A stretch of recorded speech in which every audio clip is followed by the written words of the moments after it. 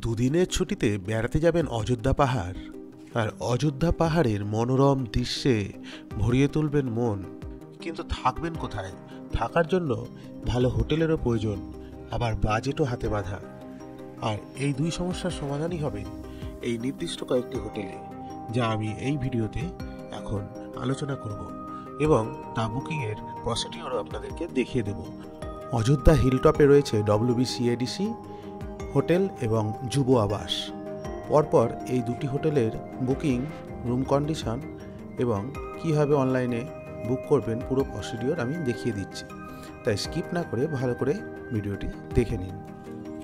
আমরা প্রথমে এই যে হোটেলটি দেখছি, এটি WBCADCর হোটেল। হোটেলটির চারিদিকে রয়েছে সুন্দর বাগান, বড় বড় গাছ, বসার জায়গা, পার্ক, ওপেন ফ্রি গাড়ি পার্কিংয়ের ব্যবস্থা, এছাড়া ছোট ছোট অনেক প্রিমিয়াম কটেজ টাইপের ঘর, বাচ্চাদের খেলার সুন্দর পার্ক, আর বেশ ছড়ানো বিভিন্ন বিল্ডিং থাকার জন্য। আর খাওয়ার জলেরও রয়েছে সুবন্দোবস্ত। আর এটি একটি সরকারি প্রজেক্ট হওয়ায় ভাড়াও খুব কম। আর চাই কি, এই হোটেলটির চারিদিকে রয়েছে বিস্তৃত লন, খুব সুন্দর সুন্দর গাছ, এছাড়া নিজেদের ফার্ম হাউস, যেখানে চাষ হয় নানা সবজি, যা রান্না হয় আবার আমাদেরই খাবারে। হোটেলটিতে রয়েছে নিজেদের ওপেন ডাইনিং, আবার ঘরের মধ্যে ক্লোজ ডাইনিং। অর্ডার অনুযায়ী খাবার সার্ভ করা হয়। এখানে খাবারের দামের চার্টও কিন্তু বেশ রিজনেবল, যা বেশ ভালো। আমি খাবারের চার্টটিও সাথে দিয়ে দেব। আর এত সুন্দর ছিমছাম পরিষ্কার পরিচ্ছন্ন এই হোটেলে যদি আপনি থাকেন, মন যেমন ভালো করবে, তেমনি আপনার ট্যুরটিও খুব সুন্দর করে দেবে এবং আপনার পকেটেরও সাশ্রয় হবে। তাই এরকম হোটেল অবশ্যই মিস করবেন না। আমার এটি কিন্তু 1 নম্বর চয়েস। হোটেলের চারিদিকে রয়েছে বসার সুন্দর জায়গা, দোলনা বাচ্চাদের, ওপেন ডাইনিং এর ব্যবস্থা, এবং এখানে বসে খাবার সার্ভ করলে চলে আসে সকালের ব্রেকফাস্ট, দুপুরের লাঞ্চ, যদিও দুপুরের লাঞ্চ খাওয়ার হয়তো সময় পাওয়া যাবে না ভ্রমণের জন্য, এবং রাতের ডিনার। তাহলে চলুন কেমন করে বুক করতে হবে দেখে নিই। প্রথমে গুগলে বা গুগল ক্রমে গিয়ে আপনি WBCADC মালবিকা বুকিং বলে সার্চ দেবেন। সার্চ দিলেই দেখবেন প্রথমে এরকম একটি WBCADCর লিঙ্ক চলে আসবে। আপনারা এই লিঙ্কের প্রথম লিঙ্কটিতে ক্লিক করে দেবেন এবং পশ্চিমবঙ্গ সরকারের এই পেজটি খুলে যাবে। প্রথমেই অপশনে আসছে WBCADC অযোধ্যা হিল প্রজেক্ট। এখানে ডান দিকে অনলাইন বুকিংয়ের অপশন আসছে। এছাড়া আরও অন্যান্য জায়গার হোটেল বুকিংয়েরও চার্ট এখানে আছে। আমরা ডান দিকের অনলাইন বুকিং ক্লিক করব। ক্লিক করলে এখানে নন এসি, ডবল বেড, নন অ্যাটাচ বাথ, ডরমিটারি রুম, নন অ্যাটাচ বাথ, এরকম ধরনের ঘর আছে।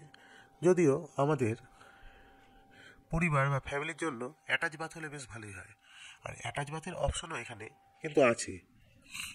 Non AC, double bed, 1 child option আছে। আর এই রেটগুলো দেখে নেওয়ার জন্য আমি একদিনের সিলেক্ট করে এখানে সার্চ দিলাম 2 অ্যাডাল্ট অপশনে ক্লিক করে। এখানে 2 অ্যাডাল্ট অপশনে ক্লিক করে সার্চ দেওয়ার ফলে একদিনের রেটগুলো আমরা দেখতে পাবো। এখানে নন এসি ডবল বেডের রেট দেখা যাচ্ছে, দেখে নিন। এছাড়া non AC double bed 2 adult 1 child 1000 টাকা, এসি ডবল বেডের 1500 টাকা। এগুলি ফ্যামিলির জন্য বেশ ভালোই, আর বিছানাগুলিও এতই বড় যে আরাম করে 4 জন শোয়া হয়ে যায়। এখান থেকে এইভাবে সার্চ দেওয়ার পর এখান থেকে যে ঘরটি আপনার পছন্দ হবে সেটিকে সিলেক্ট করে ডান দিকে যে 0 দেখাচ্ছে এখানে ক্লিক করে যটা ঘর দরকার হবে 1 2 3 এখানে আমি 1 করে দিলাম। করে উপরে সার্চ দিলেই বুক নাও, এই বুক নামে ক্লিক করলেই পরবর্তী পেজ ওপেন হয়ে যাবে। এখানে ক্যান্সেলেশনের বিভিন্ন চার্জ সম্বন্ধে আপনাকে অবগত করা হবে। এখানে লগ ইন অ্যান্ড কন্টিনিউ, এবং এখানে আপনার নিজের ফোন নাম্বার দিতে হবে। ফোন নাম্বারটি তখনই দিতে পারবেন যদি আপনার সাইন আপ থাকে, তাই যদি না থাকে এখানে সাইন আপ করে নেবেন। সাইন আপে আপনার ফোন নাম্বার দিয়ে নিজের কিছু ডাটা দিলেই আপনার সাইন আপ হয়ে যাবে এবং তারপর আপনি আপনার ফোন নাম্বার এবং ওটিপি দিয়ে ঢুকে যেতে পারবেন এরকম একটি পেজে।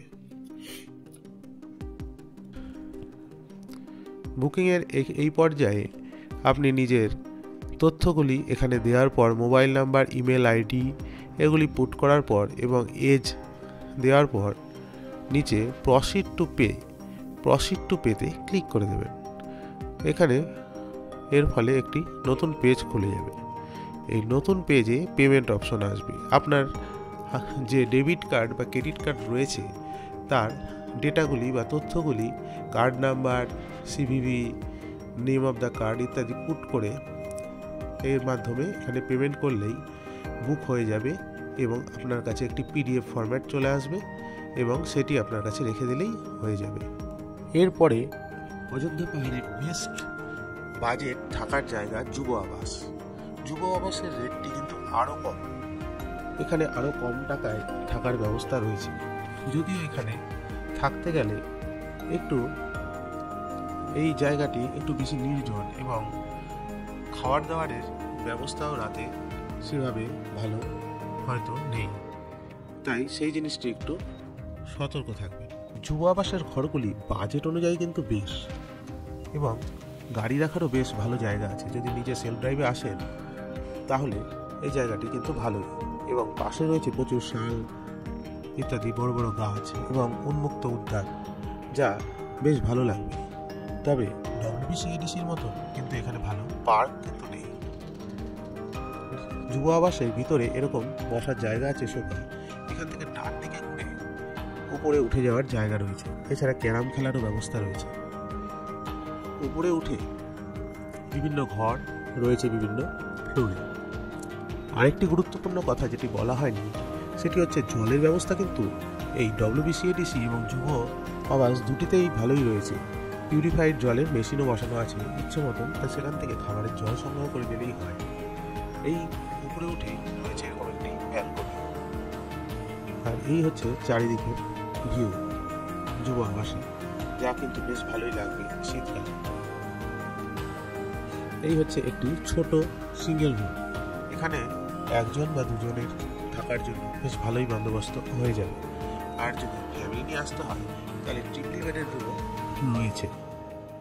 আর এইখানে রয়েছে ওয়াশরুমে রয়েছে গিজার, ওয়েস্টার্ন টয়লেট, হাত ধোয়ার বেসিন সব কিছুই, এবং যা বেশ পরিষ্কার।